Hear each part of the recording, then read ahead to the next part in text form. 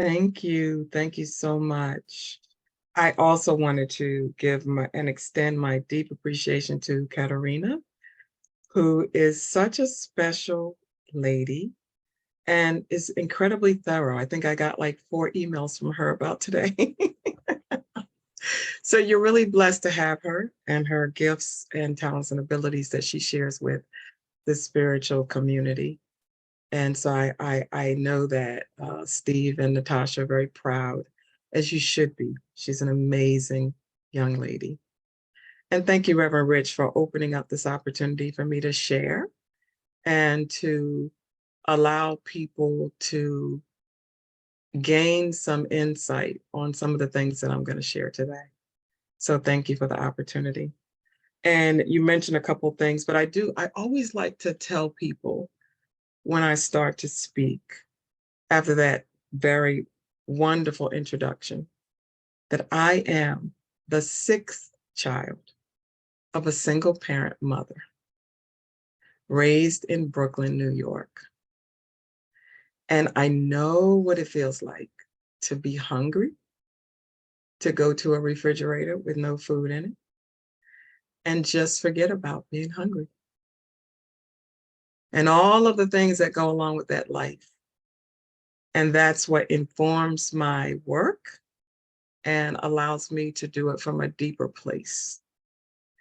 And my mother was very studious in the fact that she did whatever she could to make sure we had a roof over our head. And she worked several jobs. She worked overtime. She was working in New York and transit system, and she was always working. And, you think about that, and I just I made a decision as a young child, watching her work so hard, that I was going to take care of her when she couldn't work anymore. And I got my wish. I was able to take care of her until the day she died in my home. And that was the greatest gift that God could have ever given me. So I say all that to say, I come from a very meager beginning, and I hold that in my heart at all times whenever I deal with any person, remembering that you don't ever know what their story is and where they come from. So living that kind of a life in the beginning, it leaves room for a lot of different trappings of poverty. And for a very long time, I didn't understand what was happening. But as I began, my drug of choice, if you will, people respond to their scenarios in different ways, was education. I was so blessed. And what I had learned was, when I went to a therapist years later, that I had been traumatized by neglect, what we call relational or complex trauma, which includes, not getting everything you need as a child, the love, the affection, the affirmations, and that kinds of things, because the only person who could take care of me was working. And those are the things that nobody chose. It just was.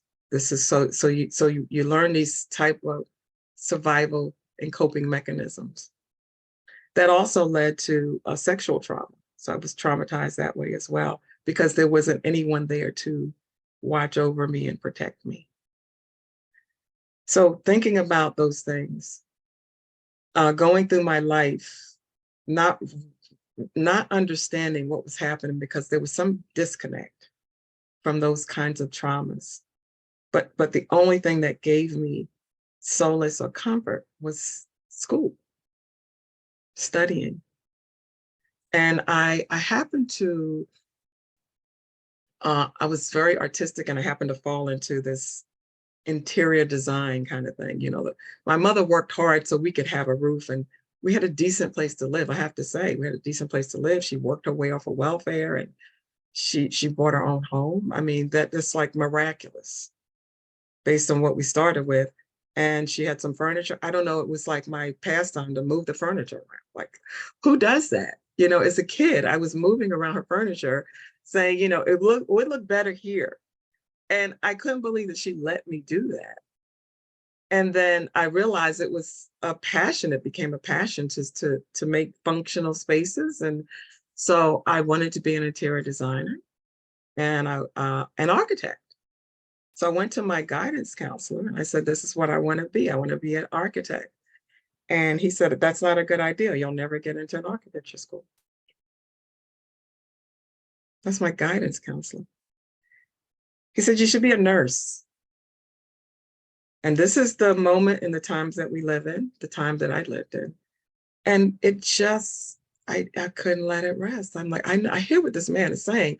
A person of authority is telling me what I should do, but I know what's in my heart. And so I applied anyway. I didn't get into Penn State, but I got into City College in New York, School of Architecture. And I was fortunate enough to study architecture. And the architecture, my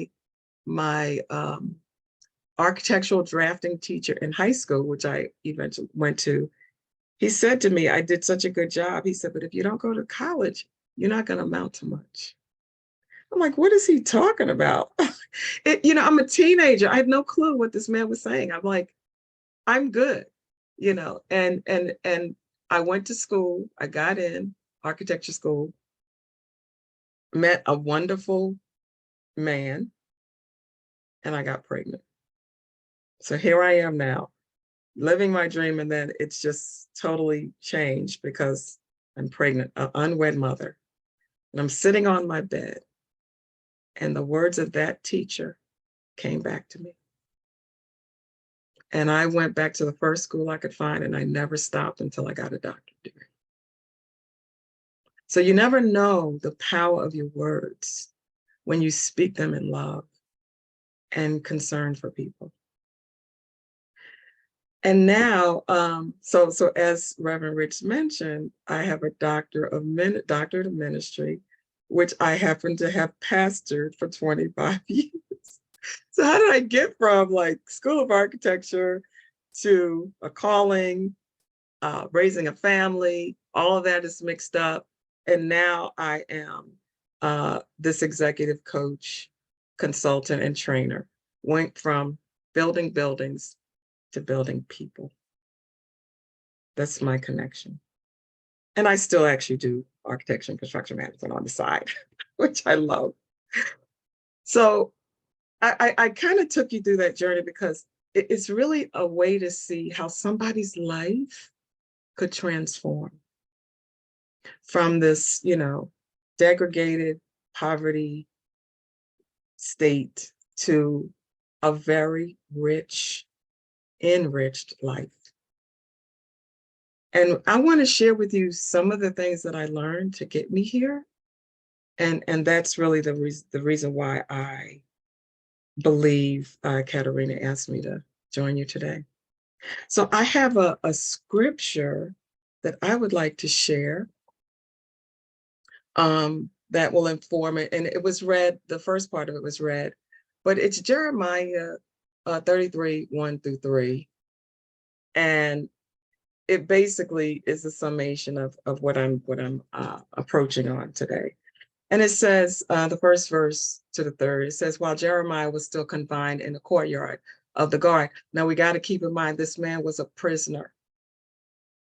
Just like a lot of the writers of the Bible, they were in prison. Paul was a prisoner. At some point, they were in prison. And it makes me look differently about the reentry community. God can speak to people no matter where they are. David said, no matter if I make my bed in hell, you're there. So sometimes God speaks to us in our prisons, and we have to listen. And here we sometimes doubt God, because here's God is even sending a second message. Sometimes there's a reason why God has to send that second message, because sometimes we doubt God. That you're going to talk to me, you're going to use me. How could you use me? And I'm in this degraded state. And this is what he said. This is what the Lord says. The Lord, who made the earth, who formed and established it, whose name is the Lord, ask me, and I will tell you remarkable secrets you do not know about the things to come.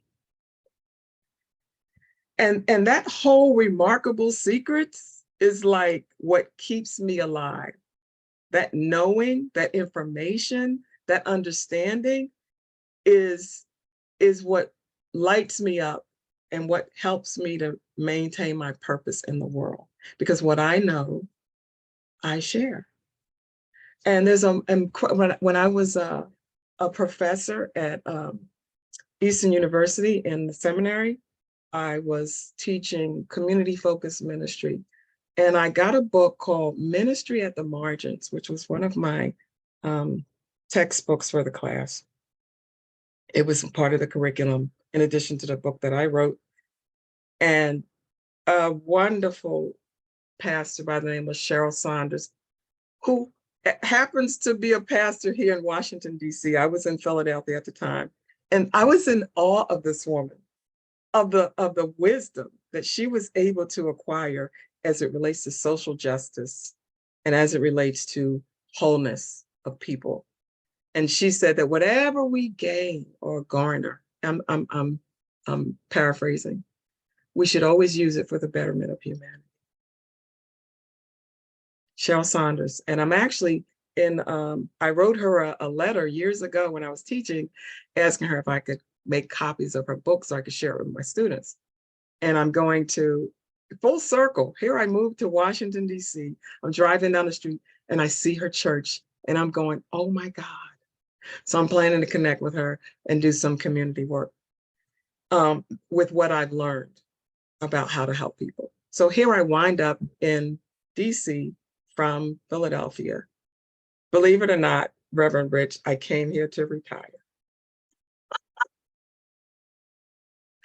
I came here to retire. I could tell you, I saw the couch I was going to rest on for the rest of my life. After 25 years of pastoring, I was completely burned out. And I just said, you know what? I need to stop. I need to get away. And I came to DC, and for about a good 6 months, God let me lay on that couch. And suddenly I met a person and they said, well, you should go to this meeting. They're having a community meeting. I told them kind of a little bit.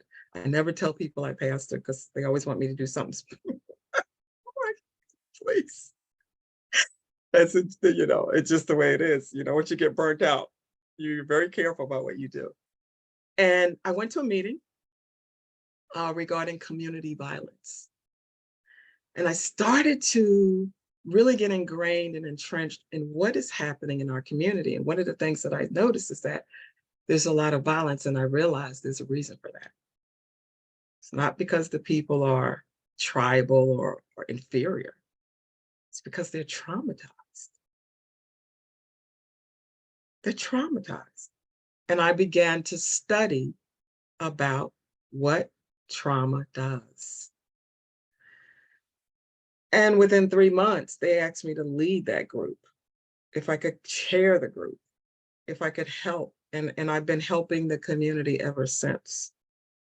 With the information that I know, I share a trauma-informed care or trauma-informed leadership or trauma-informed practice.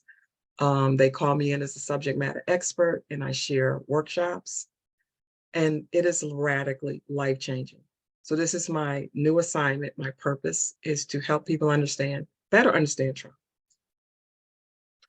And just very quickly, and please keep me on time. I may have, what, 1 or 2 minutes left? You're fine, you're fine. Okay, so there's acute trauma, which is a one-time trauma, maybe a rape or somebody fell and hurt themselves or somebody died. That's a one-time. Complex relational trauma is when you have a repeated long time experience of trauma, mostly beginning from childhood. Then there is several other types of trauma. I don't want to dig too deep into that, but just to understand that there are different types of trauma, and it affects people at all levels. And the announcement that I want to make today is that every person alive has been traumatized. in some way.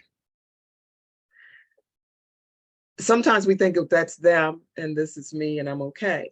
Every person alive, and I can prove it to you, because one of the events that is considered traumatic is a pandemic. There you have it. I could go on and deeper, but I won't. We don't have time. So what I would like to share with you today is what trauma does, what it does to people, no matter who you are, and how it can be reversed or positively affected. And this is what I really have joy in doing, because it changes people's lives. And this is what we call the ACEs pyramid. And ACEs stands for Adverse Childhood Experiences. And that's probably the most critical, adverse childhood experiences. And it was a study done by Kaiser Permanente and the CDC, so Centers for Disease Control. And basically, this is like this is a theory about how trauma works. So you have what we call this generational trauma, this historical trauma. We can look at so many places in history where people have been traumatized, slavery or the whole Jewish, that whole issue there. Any culture, Native Americans have this historical generational trauma, which is actually a type of embodiment. It actually, it gets in your DNA. I don't have time to explain that. In my fuller presentation, I do. And then the social conditions that go along with that. So you have Native Americans who are on, you know, their where they have their communities, and they're poverty stricken and they lack, and there's alcoholism, and you know, different communities experience all of these degraded experiences. And then this is why I told you my story. It produces these adverse childhood experiences. And what that does, it disrupts the development, the neural development, the brain development, because you can't, that's just not a holistic environment. So you can't fully develop. And then you have what we call social and emotional and cognitive impairment. Now, there are scientific gaps here from the studies, but again, this is how it looks. And then there's adoption of health risk behaviors. Now, my doctorate, my thesis was involving community youth and church and community youth is what I did my work on, to study their, I studied best practices for mentoring church and community youth. And the things, the name of the book that I wrote from that was, gosh, I wrote so many, I can't read. The answer, it's the answer to the youth question. And it's called Rites of Passage, the answer to the youth question. And if you don't, you know, everybody knows what the question is for the youth, and that is, what's wrong with these kids? So the book is about the answer to the youth question. And if anybody wants to know what's wrong with these kids, I came up with the answer. And the answer is the adults. So after all my study, that's what I came up with. Because throughout antiquity, we were depositing into our children. We were giving, we had these rites of passages. And the Jewish people still kind of really preserve that with the bat mitzvah and the bar mitzvahs, but it's kind of got lost. And so what you do is they develop their own, and most times it's risky behaviors. So they adopt these. So it's so much easier to do when you don't have any community that supports you and you're just out there. That in turn creates disease and disabilities and social problems, and then leads to an early death. What else happens is you have these lasting impacts, early diversity, which has lasting impacts, traumatic brain injury, burns, depression, unintended pregnancies, complications, fetal death, maternal death, HIV, STD, cancer, diabetes, alcohol. and drug use, and then, affects the educational and occupational, it affects your education, occupation, and income. No surprises here. We all know this. What I'm here to do is to help educate people on what to do about it. So you have these adverse childhood experiences and abuse and neglect. I explained some of that in my story. You have emotion. I'm not going to read all of this, but you have emotional abuse, neglect, emotional, physical abuse, sexual abuse, physical neglect. And I want to say primarily that hurting people hurt people.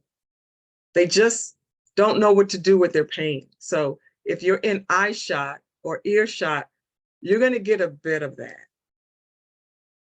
So that's my synopsis for it. And I have other ideas about it as well. Then it creates, there are other household challenges, intimate partner violence, substance abuse in the home, parental separation and divorce, mental illness in the household, incarceration of a family member. These are all products of trauma. And when we wonder what's wrong with these people, part of my what I've studied and what I've learned and what I share is that we should no longer ask that question. The question is, what has happened to this person? And the depths of from generation to generation, all these things add up. And then ultimately you get these outcomes. You get people who don't want to exercise, they just don't have the gumption or the motivation, smoking, alcoholism, drug use, miss work, they just can't do it. They don't have the capacity. And you're like, oh, why don't they just get up and get a job? They don't have the infrastructure inside of them that was never built in there. And whatever was there got torn down from a traumatic experience. It's a psychological, physiological experience that they have no control over. And these are based on facts. It's not something I'm making up. This is something I had to learn. And it affects your physical and mental health, abuse, severe obesity, diabetes, depression, suicide attempts, STDs, heart disease, cancer, stroke, COPD, and broken bones. That's the bad news. Bad news first. Here's the good news. We could mitigate ACEs with protective and compensatory experiences, with PACEs. We can mitigate ACEs with PACEs. And they act as buffers or insulators against childhood trauma and promote healing. A person with an ACE score of 4 or more who has had no PACEs may have had a different outcome from someone who has a score of 4 and had a loving grandmother, teacher, or coach. Bingo. This is the beginning of the healing process. So when we talk about the ACE score, there's a little test you can take. And if you score 4, have 4 or more of those experiences, then you are considered to be in the ACEs category. But as I already explained to you, we've all been traumatized. So let's just take it as an assumption that we all have had some kind of these experiences, we've exposed to it, or somebody we know. So here's the beautiful thing. The most prominent PACE or protective and compensatory experience is having at least one best friend. And I want to ask you today, do you have a best friend? Or could you be somebody's best friend? Who could you be there for unconditionally? Because that, my sisters and brothers, ladies and gentlemen, is what saved my life. I had a best friend and her name was Lydia. And I don't know what it was. We connected like she was Puerto Rican and I grew up in New York. So I grew up in a melting pot and all the cultures. My classroom was the United Nations. And Lydia and I connected like we were sisters. And just having that one person in my life that actually saw me. She saw me. I existed. I was somebody special to her. She was somebody special to me. And now one of the things that I work on is, as a professional, certified professional executive coach, I am a professional best friend. I'm best friends to leaders and executives who have all been through trauma and don't know how to manage or go through life or realize or understand why they're going through what they're going through. And that's the role that I play.